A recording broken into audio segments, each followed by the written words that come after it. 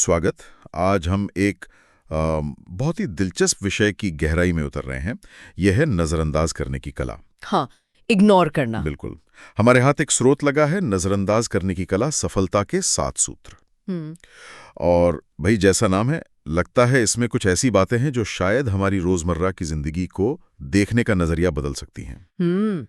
स्रोत का एक जो सेंट्रल आइडिया है वो ये है कि जिंदगी में ये चुनना बहुत जरूरी है कि हम अपनी एनर्जी, अपना ध्यान कहाँ लगाएं। बिल्कुल, कहाँ इन्वेस्ट करें। हाँ, अक्सर लोग या हालात हमें उलझाने की कोशिश करते हैं, हमारी शांति भंग करने की कोशिश करते हैं। और अगर हम हर पत्थर का जवाब देने लगें तो शायद अपनी मंजिल की तरफ बढ़ना ही भूल जाएं। सही बात है, भटक जाते हैं। तो आज का हमारा मकसद है इस स्रोत में जो 7 तरीके दिए हैं ना, उनको जरा बारीकी से समझना कि ये नजरअंदाज करने की कला सीखी कैसे जा सकती है। स्रोत तो दावा करता है कि अगर ये कला आ गई तो भाई गेम बदल जाएगा।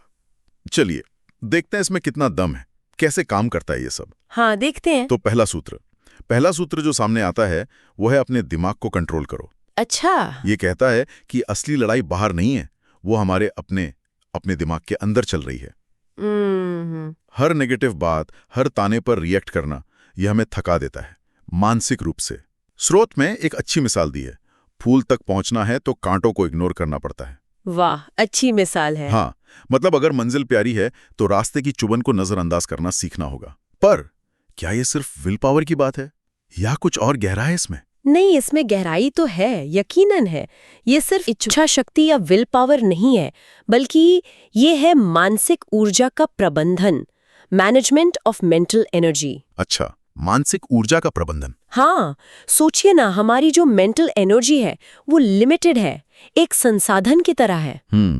हर निराशा पर अपनी एनर्जी खर्च करते रहेंगे तो फिर जरूरी कामों के लिए क्या बचेगा? सही बात है। जैसे हम किसी शोर वाली जगह पर जरूरी आवाज सुनने के लिए बाकी शोर को फिल्टर कर देते हैं ना। हाँ बिल्कुल। ठीक वैसे ही हमें अपने अंदर उठने वाली प्रतिक्रियाओं को, जैसे गुस्सा है, झुंझलाहट है, निराशा, इनको फिल्टर करना सीखना होगा।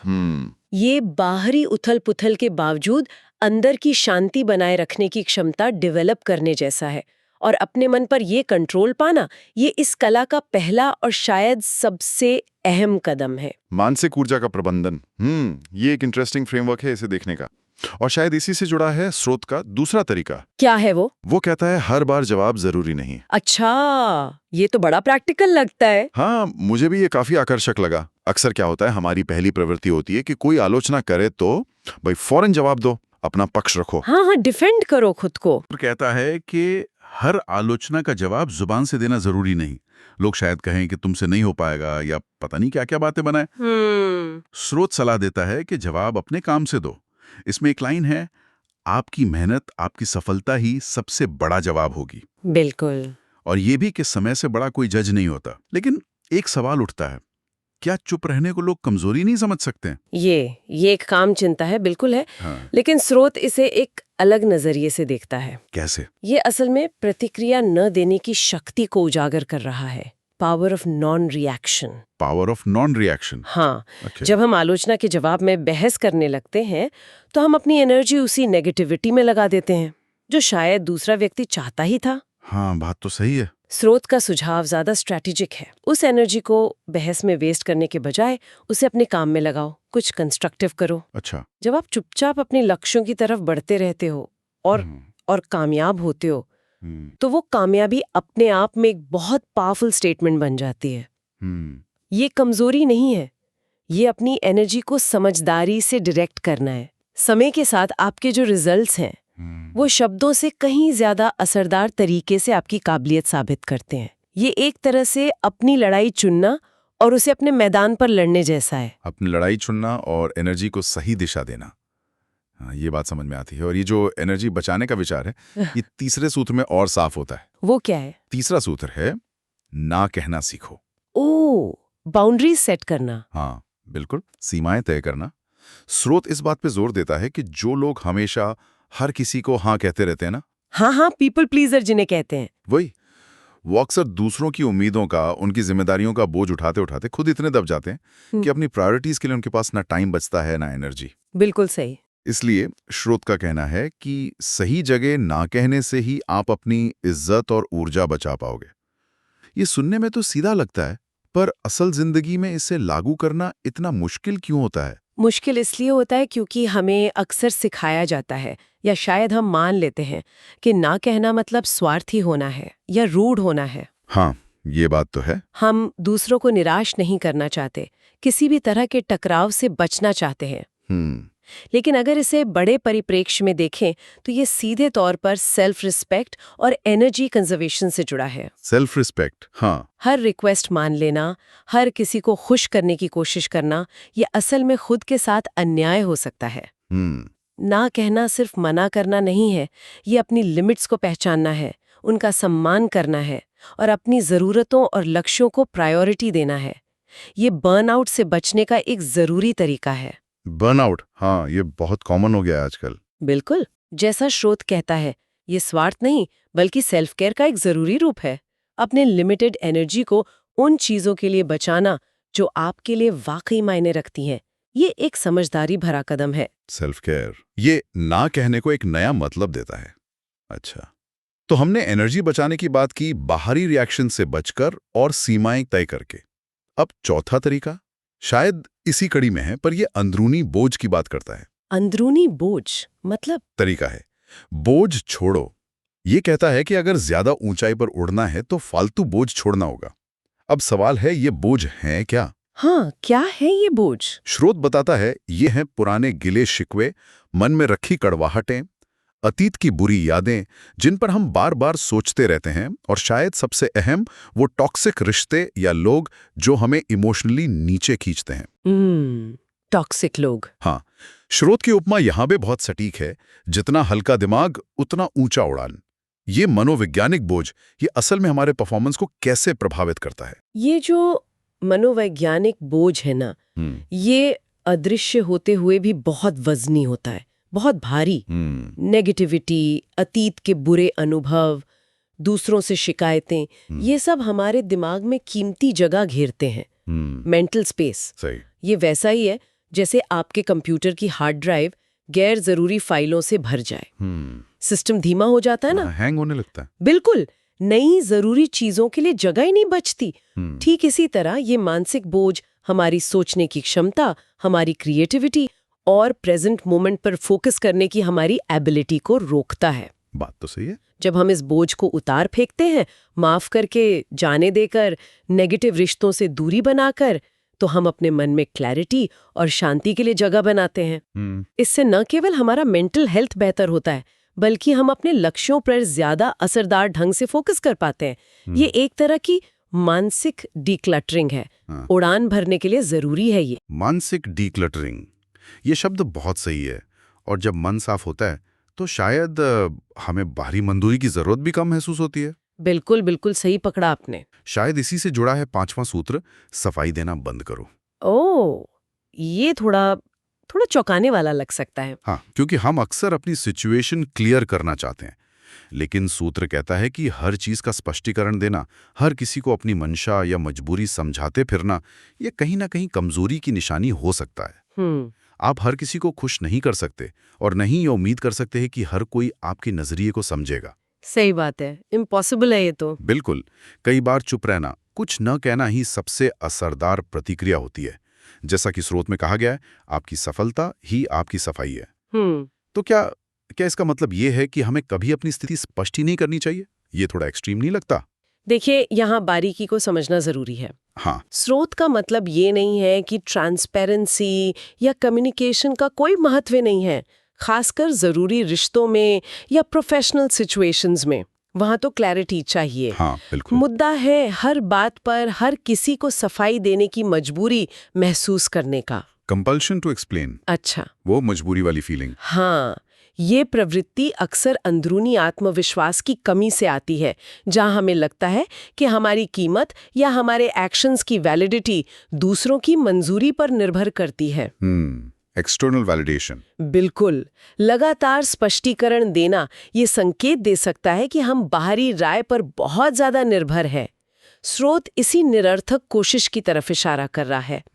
जब आप अपने काम और निर्णयों पर भरोसा रखते हैं तो आपको हर कदम पर सफाई देने की जरूरत महसूस नहीं होती। समय के साथ आपके परिणाम, आपका आचरण, वो खुद ही आपकी मंशा स्पष्ट कर देते हैं। अच्छा, ये मौन में छिपी ताकत और आत्मविश्वास का प्रतीक है, ना कि संवादहीनता का। अच्छा, तो ये मजबूरी वाली सफाई से बचने की बात है, आत्मविश्वास से खड़े रहने की। और जब व्यक्ति अंदर से इतना क्लियर और कॉन्फिडेंट हो तो उसका ध्यान बाहरी भटकाओं से हटकर अपने लक्ष्य पर टिक जाता है। बिल्कुल। यही आता है छठा तरीका, लक्ष्य पर फोकस रखो। Focus on the goal. हाँ, जिंदगी में छोटी मोटी परेशानियां, रुकावटें, लोगों की नेगेटिव टिप्पणियां, ये सब तो आती ही रहेंगी। हाँ, ये तो पार्ट ऑफ लाइफ है। लोग ध्यान भटकाने की कोशिश भी करेंगे, लेकिन स्रोत का आग्रह है कि इनमें उलझना नहीं है। रास्ता लंबा हो सकता है, मुश्किल भी, पर नजर अगर मंजिल पर टिकी रहे तो देर सवेर जीत मिलती है। स्रोत की एक और उपमा है, आम का फल चाहिए तो ध्यान पेड़ की टहनियों या पत्तों पर नहीं, सीधे फल पर रखो। हाँ, मतलब एंड रिजल्ट पे फोकस। बिल्कुल, यानी अंतिम परिणाम क्या है उस पर निगाह होनी चाहिए। पर आज की भागदौड़ भरी जिंदगी में इतने सारे डिस्ट्रैक्शंस के बीच ये फोकस बनाए रखना कितना प्रैक्टिकल है? प्रैक्टिकल है, लेकिन आसान नहीं है। इसके लिए अनुशासन और सचेत प्रयास की जरूरत होती है। अनुशासन? हाँ, ये लक्ष्य उन्मुखता और मानसिक लचीलेपन का, मतलब मेंटल रेजिलियंस का मिक्सचर है। अच्छा। सफर में मुश्किलें आना या लोगों का ध्यान भटकाना ये तो स्वाभाविक है। जरूरी ये है कि हम इन डिस्ट्रैक्शंस पर रिएक्ट कैसे करते हैं। क्या हम हर छोटी बाधा या आलोचना में अपनी सारी एनर्जी झोंक देते हैं या उन्हें रास्ते का पत्थर समझकर आगे बढ़ जाते हैं? स्रोत हमें सिखा रहा है कि छोटी छोटी लड़ाइयों में उलझकर बड़ी जंग को नहीं हारना है। चुनौतियों के बीच अपने फाइनल गोल को याद रखना और उसी दिशा में अपनी एनर्जी को फोकस करना जरूरी है। Laser focus? हाँ, बिल्कुल। ये लेजर जैसे फोकस की मांग करता है, जो फालतू चीजों को नजरअंदाज करके सिर्फ जरूरी चीज पर ध्यान केंद्रित करें। ये आसान नहीं है, पर प्रैक्टिस से संभव है। प्रैक्टिस और अनुशासन, और शायद इसी अनुशासन का एक और पहलू है, सातवां और आखिरी तरीका। क्या है वो? सब कुछ मत सुनो। सब कुछ मत सुनो मतलब? इसका मतलब है हर किसी की राय मत पूछो, हर सलाह पर कान मत दो, और खासकर नेगेटिव या बिना मांगी सलाह को तो बिल्कुल अनसुना कर दो। अच्छा। फिल्टर करना मतलब? हाँ। स्रोत का तर्क है कि जब आप ऐसी बातों को सुनना बंद कर देंगे, उन पर ध्यान देना बंद कर देंगे, तो जो व्यक्ति आपको जानबूझकर परेशान करने की कोशिश कर रहा है या जो नेगेटिविटी फैला रहा है, वो अंततः खुद ही थक जाएगा। इसमें एक थोड़ी तीखी लेकिन शायद सच्ची पंक्ति है, आपकी चुप्पी ही उसकी हार है। ये सुनने में थोड़ा कठोर लग सकता है। क्या इस तरह चीजों को अनसुना करना हमारे रिश्तों को खराब नहीं कर सकता? हाँ, ये सवाल तो मन में आता है। ये एक वैलिड सवाल है। बिल्कुल है। लेकिन यहाँ भी कॉन्टेक्स्ट जरूरी है। ये सूत्र आंख बंद करके बहरा बन जाने की वकालत नहीं कर रहा। ये एक चयनात्मक ध्यान या सेलेक्टिव अटेंशन और अपने मानसिक स्थान यानी मेंटल स्पेस की सुरक्षा के बारे में है। Selective attention, mental space. हाँ। आज के इस इंफॉर्मेशन ओवरलोड के युग में अगर हम हर आवाज को अपने अंदर आने देंगे तो कंफ्यूज होना, एंग्जाइटी होना, दिशाहीन हो जाना ये बहुत आसान है। बात तो सही है। ये सूत्र हमें सिखाता है कि हम चुनें कि क्या सुनना है और क्या नहीं। ये नेगेटिविटी, बेवजह की आलोचना या उन आवाजों को फिल्टर करने के बारे में जो हमें नीचे खींचती हैं। ये प्रियजनों की कंस्ट्रक्टिव फीडबैक या जरूरी जानकारी को नजरअंदाज करने के बारे में नहीं है। अच्छा। बल्कि ये बाहरी शोर और नेगेटिविटी के सामने अपने अंदर की शांति और आत्मविश्वास को बनाए रखने की क्षमता डेवलप करने के बारे में है। कई बार रिएक्ट न करना, उलझना नहीं, वास्तव में ज्यादा पावरफुल और समझदारी भरा कदम होता है। ये अपनी एनर्जी और शांति को बचाने का तरीका है। चयनात्मक ध्यान, ये शब्द लगता है कुंजी है। तो ये थे 7 मुख्य तरीके, लेकिन स्रोत यही नहीं रुकता। अच्छा, और भी कुछ है? हाँ, इसमें एक बोनस पॉइंट भी है जो मुझे इन सब बातों का सार जैसा लगा। क्या है वो बोनस पॉइंट? कम बोलो, वैल्यू बढ़ाओ। कम बोलो, वैल्यू बढ़ाओ। हाँ। इंटरेस्टिंग। हाँ, ये कहता है कि जो व्यक्ति बार बार खुद को सही साबित करने की कोशिश करता है, हाँ। हर बातचीत में अपनी राय थोपता है या जरूरत से ज्यादा बोलता है, उसकी बातों का वजन कम हो जाता है। लोग उसे गंभीरता से लेना कम कर देते हैं। बात तो है। इसके उलट जो व्यक्ति कम बोलता है, सोच समझ कर बोलता है और जिसके शब्द उसके कर्मों से समर्थित होते हैं, action speak louder than words वाली बात, हाँ। वो दुर्लभ और मूल्यवान बन जाता है। जैसा कि स्रोत में कहा गया है, जो रेयर होता है वही कीमती होता है। तो क्या इसका मतलब यह है कि सफल होने के लिए इंट्रोवर्ट होना जरूरी है? नहीं, ये इंट्रोवर्ट या एक्सट्रोवर्ट होने के बारे में नहीं है बिल्कुल भी। अच्छा। ये आपके शब्दों के प्रभाव हाँ। और आपकी परसीव्ड वैल्यू के बारे में है। Perceived value. हाँ, सोचिए ना, बाजार में भी जो चीज आसानी से और हर जगह मिलती है, उसकी कीमत अक्सर कम होती है। हाँ, सही बात है। लेकिन जो चीज दुर्लभ होती है, मुश्किल से मिलती है, वो कीमती मानी जाती है। स्रोत इसी सिद्धांत को ह्यूमन कम्युनिकेशन पर लागू कर रहा है। अच्छा। जब कोई व्यक्ति कम लेकिन सार्थक और गहरी बातें करता है, तो लोग उसके शब्दों पर ज्यादा ध्यान देते हैं। ये इस विचार को पुष्ट करता है कि शब्दों की क्वांटिटी से ज्यादा उनकी क्वालिटी और उनके पीछे के कर्म मायने रखते हैं। नहीं। कम बोलना और ज्यादा करना, ये आत्मविश्वास, गहराई और प्रभावशालीता का प्रतीक बन सकता है, चाहे आपका स्वभाव कैसा भी हो। ये सोची समझी बातचीत और कर्मों को प्राथमिकता देने की कला है। तो अगर हम इस पूरी चर्चा को समेटें, तो इस स्रोत का मुख्य संदेश क्या उभर कर आता है? हाँ, क्या है टेक अवे? मेरे लिए तो यही लगता है कि जिंदगी में शांति, प्रगति और अपनी एनर्जी को सही दिशा में बनाए रखने के लिए यह सीखना निहायत जरूरी है कि किन बातों, किन लोगों और किन बहसों को नजरअंदाज किया जाए।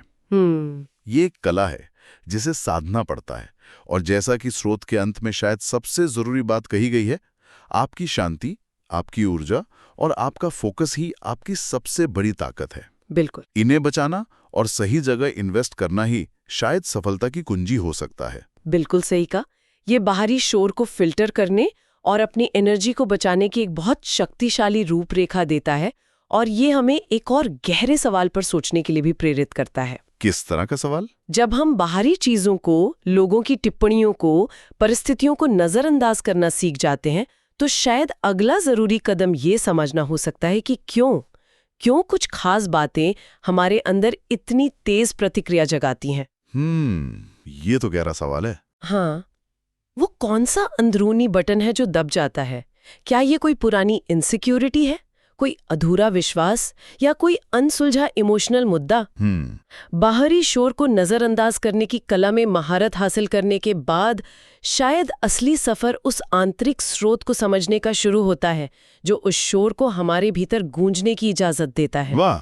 ये सेल्फ अवेयरनेस की यात्रा में एक और गहरा गोता लगाने का निमंत्रण हो सकता है। आगे की खोज के लिए एक दिलचस्प विचार,